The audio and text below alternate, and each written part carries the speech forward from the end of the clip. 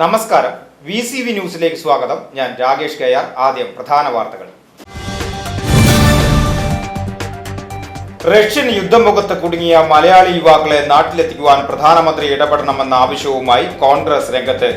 DCC secretary K Ajith കുമാറിന്റെ നേതൃത്വത്തിലുള്ള നേതാക്കൾ യുവാക്കളുടെ വീടുകൾ സന്ദർശിച്ചു. യുദ്ധത്തിന് പുറപ്പെടുന്നതിന് മുമ്പ് വീട്ടുകാർക്ക് സന്ദേശമയച്ച് യുവാക്കൾ. ഷൊർണൂരിലെ RMS ഓഫീസ് ഇനി ചരിത്രത്തിൽ മാത്രം. 75 വർഷമായി റെയിൽവേ സ്റ്റേഷനിൽ പ്രവർത്തിച്ചിരുന്ന RMS ഓഫീസിന്റെ പ്രവർത്തനമാണ് നിലച്ചത്. അകമല ശ്രീ ധർമ്മശാസ്ത്ര ക്ഷേത്രത്തിലെ ജീവനക്കാർക്ക് നേരെ കത്തിവീശി സ്വകാര്യ ബസ് ജീവനക്കാർ ഭീകരാന്തരീക്ഷം സൃഷ്ടിച്ചതായി പരാതി. ബുധനാഴ്ച രാവിലെയാണ് സംഭവം. ബസ് ജീവനക്കാർക്കെതിരെ ക്ഷേത്ര ജീവനക്കാർ വടക്കാഞ്ചേരി പോലീസിൽ പരാതി നൽകി. 10 ദിവസം കൊണ്ട് വിളവെടുക്കേണ്ടിയിരുന്ന പരീക്ഷണ നെൽകൃഷി കാട്ടുപന്നികൾ നശിപ്പിച്ചു. ദുരിതത്തിലായി വടക്കാഞ്ചേരിയിലെ യുവ കർഷകൻ നാസർ മംഗല.